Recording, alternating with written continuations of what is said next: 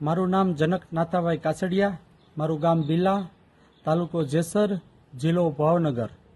ગઈકાલે મારી વાડી ઉપરથી પસાર થતી હાઈ ટેન્શન લાઇનનો તાર તૂટી પડવાથી મારા પિતાશ્રી નાથાભાઈ કુરજીભાઈ કાછડિયાનું દુઃખદ અવસાન થયું છે।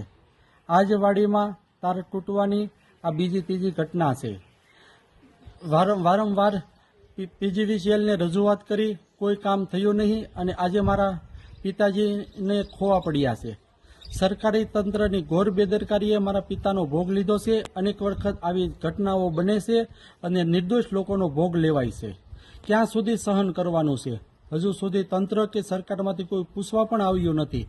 મારી સરકાર પાસે માગણી છે કે આવા બેદરકાર અધિકારીઓ સામે કડક કાર્યવાહી કરવામાં આવે અને આવી ઘટના ન બને તેની તકેદારી લેવામાં આવે।